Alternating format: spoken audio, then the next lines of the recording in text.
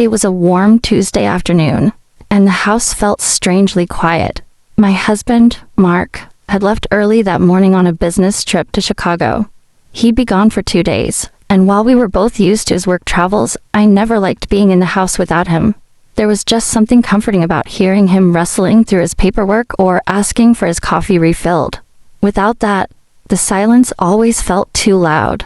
Our 17-year-old son, Ethan, was supposed to be at school, but around 1:45 p.m., I heard the familiar creak of the front door.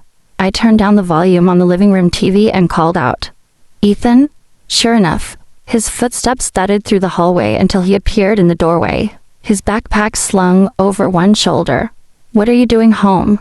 I asked, half surprised and half concerned. He shrugged, clearly avoiding eye contact. "Half day today. Exams ended early." I nodded.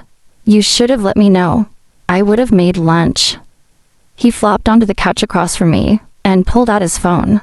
"It's fine." I grabbed something on the way. For a while, we both sat in silence, the low hum of the air conditioning the only sound between us. I watched him out of the corner of my eye. Ethan had grown so quickly in the past year, suddenly stretching taller than Mark and filling out in his shoulders. Sometimes I caught myself staring at him, surprised at how fast he was becoming a man. An hour or so passed, and I retreated to the kitchen to tidy up. As I was rinsing dishes, I heard Ethan's voice from the living room. "Mom, can I talk to you about something?" I dried my hands and walked back in. "Of course. What's going on?" He hesitated, then said, "It's kind of serious. Promise not to freak out." My heart fluttered. I sat down next to him, nodding slowly. "Okay, I promise." He shifted uncomfortably. "There's this girl at school. We've been talking a lot. And well, she's pregnant." For a moment, I forgot how to breathe. The room went silent and my mind raced. I stared at him, hoping he was joking, but his face told me he wasn't. "You're going to be a father?" I asked, barely above a whisper. Ethan nodded, looking down at his hands. "Yeah, she told me last week. Her name's Hannah. She's not sure what she wants to do yet, but I felt like you needed to know." I stood up and paced a few steps, my thoughts scrambled. I wasn't angry. I was just shocked. This wasn't how I imagined having this conversation. I turned back to him. "Have you talked to her parents?" He shook his head. "She's scared. Her parents are super strict." "And what about you?" I asked. "Are you scared?" He looked at me, his eyes glassy. "I'm terrified." I sat back down beside him and wrapped my arm around his shoulders. "We'll figure this out. You're not alone, okay?" That moment, for all its shock and fear, was one of those rare times when a parent truly sees their child grow before their eyes. Ethan wasn't a little boy anymore. He was facing something far bigger than himself, and he had come to me. The next day, I called Mark and explained everything. He was calm, though I could tell he was deeply concerned. "Tell him I love him," Mark said, "and we'll talk when I get back."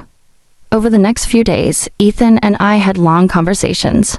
I encouraged him to speak more with Hannah and support whatever decisions she made. We talked about responsibility, future plans, and what this would mean for his senior year. Through it all, I saw a transformation in my son. He was stepping up, not running away. A week later, Hannah came over. She was polite, nervous, and clearly overwhelmed. I sat them both down, offering them a safe space to talk. She hadn't told her parents yet, and we discussed the best way for her to approach it. I offered to go with her if she needed support. She smiled, grateful. Eventually, Hannah did tell her parents, and it didn't go as badly as she feared. There were tears and hard conversations, but they didn't shut her out. They all agreed that finishing high school was the first priority, and together, both families started planning for what was ahead. Mark returned and had a heart-to-heart with Ethan. They went for a drive, just the two of them. Later, Ethan told me they talked about manhood, the stakes, and the importance of standing by the people you care about. "Dad didn't yell," he said. "He just listened." In the months that followed, everything changed. Ethan got a part-time job at a local hardware store. He and Hannah attended parenting classes at the community center. I was amazed at how they juggled school and preparing for the baby.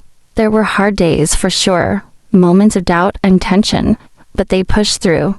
When Hannah went into labor, it was a cold February evening.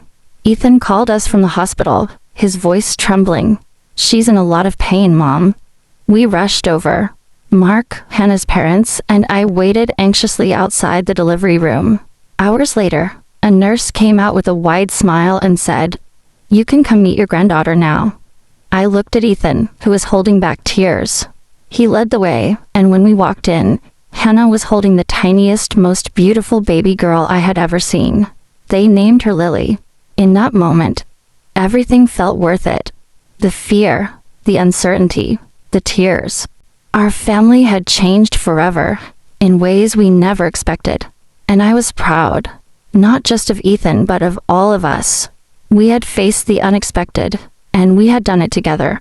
So, yes, when my husband wasn't home, my son came to me with something I never imagined hearing.